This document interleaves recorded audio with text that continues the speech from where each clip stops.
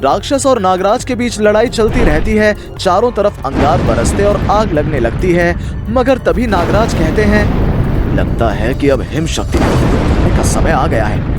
ये कहकर नागराज जैसे ही अपना मुंह खोलते हैं तो उसके मुंह से हिम का तूफान बहने लगता है। गांव के एक तरफ ऊंची पहाड़ी पर सुपर नागराज की विशालकाय मूर्ति थी और दूसरी तरफ अग्निकुंड था। अग्निकुंड के पास गांव का हरा भरा मैदान था। एक दिन गांव के बच्चे उस मैदान में खेल रहे थे। हे, यहाँ खेलने में तो मजा आ रहा है। देखो, मौसम भी कितना सुहावना है, ठंडी ठंडी हवा चल रही है। तभी अग्निकुंड में कुछ हलचल होने लगती है और आग का फव्वारा छूटने लगता है। बच्चे ये देखकर डर जाते हैं। अरे, लगता है ज्वालामुखी फटने वाला है। चलो, हम सब अपने घर भाग चले।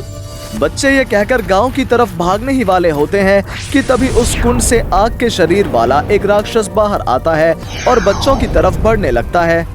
तुम्हारी इतनी हिम्मत कि मेरी नींद खराब की, सबको जलाकर राख कर दूंगा। मैं आग के शरीर वाला राक्षस हूँ, सबको आग में जला दूंगा। बच्चे ये देखकर और अधिक डर जाते हैं। आग के गोले बच्चों पर गिरकर उन्हें जलाने लगते हैं। कई बच्चों को जलाने के बाद भी राक्षस का क्रोध शांत नहीं होता। वो आगे बढ़ता जाता है, मगर तभी पहाड़ पर विराजमान सुपर नागराज की मूर्ति से एक जोरदार बिजली तरंग निकलती और पहाड़ से जमीन तक फैल राक्षस का मार्ग रोक लेती है। राक्षस पीछे हटते हुए कहता है, इस गांव को मेरी भयंकर आग से कब तक बचाएगा सुपर नागराज? मैं फिर आऊंगा और इस गांव को जलाकर राख कर दूंगा। ये कहकर आग के शरीर वाला राक्षस वापस अग्निकुंड में जाकर समा जाता है और डरे हुए गांव वाले अपने बच्चों को ढूंढने लगते हैं। राक्षस ने गांव में 8 बच्चों को जलाकर राख कर दिया है।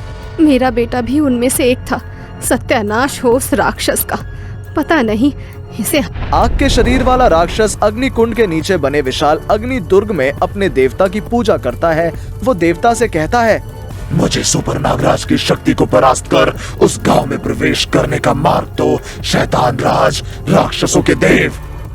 तभी एक विशाल आईना प्रकट होता है और शैतान राज की आवाज सुनाई देती है, ये मैजिकल मिरर लो और इसे उस जगह पर लगा दो जहां नागराज की शक्तियां तुम्हें गांव में प्रवेश करने से रोकती हैं।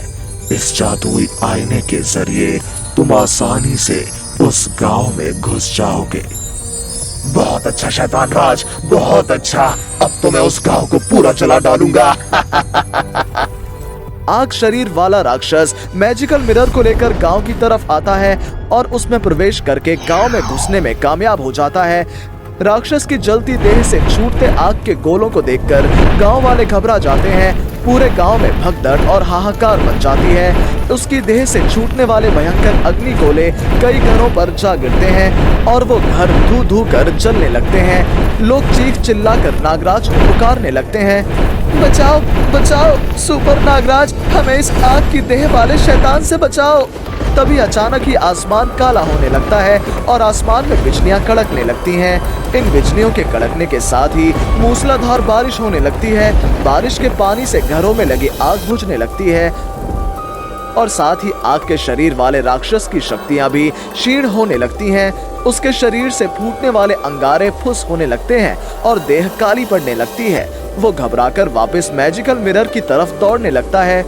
मुझे जल्दी से जल्दी मैजिकल मिरर में प्रवेश करना होगा, वरना मेरे शरीर की अग्नि बुझ जाएगी और मैं राख का ढेर बन जाऊंगा। राक्षस ये कहते हुए जादुई आईने में प्रवेश कर जाता है और गांव वाले चैन की सांस लेते हैं। वो सब पहाड़ पर बनी नागराज की मूर्ति की तरफ दौड़ने लगते हैं और वहां पहुंचकर नागराज को पुकार करते हुए कहते हैं, जागो नागराज जागो, हम पर आया संकट दूर करो नागराज, हमें उस आग के शरीर वाले भयंकर राक्षस से बचाओ। गांव वालों की पुकार सुनकर नागराज की पत्थर की मूर्ति अचानक हिलने लगती है और फिर धीरे धीरे मानव देह में बदल जाती है। नागराज जाग जाते हैं और फिर गांव वालों से कहते हैं, आग के शरीर वाला वो राक्षस बहुत शक्तिशाली और खतरनाक है, तो क्या उसका खात्मा करना संभव नहीं है नागराज? संभव है, पर तभी जब उस अग्नि कुंड को बर्फ के पहाड़ में बदला जाए। ये सुनकर गांव वाले हैरान होते हुए कहते हैं, उसके लिए क्या करना होगा नागराज? उसके लिए मुझे हिम प्रदेश के स्वामी हिमराज से हिम शक्ति प्राप्त करनी होगी। मैं आज ही हिम प्रदेश के लिए रवाना हो जाता हूँ। ये कहकर नागराज एक विशाल नाग में बदल जाता है और हिम प्रदेश पहुंचने के लिए उसे जगह जगह चुड़ैलों और शैतानों का सामना करना पड़ता है। सावधान नागराज, मेरे इलाके से होकर तुम हिम प्रदेश नहीं जा सकते। तुम नागराज को कभी नहीं रोक पाओगी सफेद चुड़ैल। यह कहकर नागराज और अधिक विशाल रूप ले लेता है। ये देख सफेद चुड़ैल हवा में उड़ने लगती है और नागराज को अपनी शक्तियों से हराने की कोशिश करती है। वो अपनी कई शक्तियां आजमाती है मगर उसकी कोई भी शक्ति नागराज पर असर नहीं दिखाती। अंत में नागराज अपनी लंबी और विशाल जीभ से सफेद चुड़ैल पर भयंकर प्रहार करता है। उसके इस एक ही प्रहार से चुड़ैल बर्फ के छोटे छोटे टुकड़ों में टूटकर बिखर जाती है। अब आया मजा, अब तू कभी जिंदा नहीं हो पाएगी शैतानी चुड़ैल। ये कहकर नागराज आगे बढ़ जाता है और फिर हिमराज तक पहुंचने में सफल हो जाता है। नागराज उसे अग्निकुंड के राक्षस के बारे में बताता है। उसकी बात सुनकर हिमराज कहता है, इस महान कल्याणकारी कार्य में मैं तुम्हारा सहयोग अवश्य करूंगा नागराज। मैं तुम्हें हिम शक्ति अवश्य दूंगा। ये कहकर हिमराज उसे हिम शक्ति देता है और जैसे हिम शक्ति नागराज के शरीर में प्रवेश करती है, अचानक ही उसका शरीर सफेद हो जाता है और फिर उसके मुंह से हिम तूफान बनकर बाहर आने लगती है। कुछ देर बाद ये तूफान शांत हो जाता है और नागराज फिर से अपने असली रूप में आ जाता है।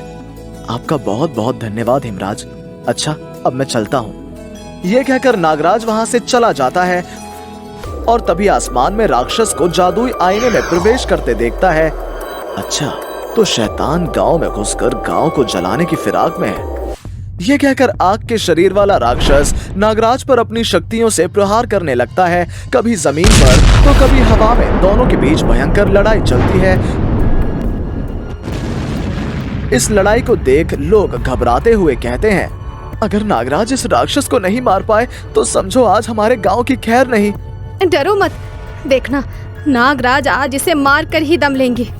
राक्षस और नागराज के बीच लड़ाई चलती रहती है। चारों तरफ अंगार बरसते और आग लगने लगती है मगर तभी नागराज कहते हैं, लगता है कि अब हिम शक्ति करने का समय आ गया है।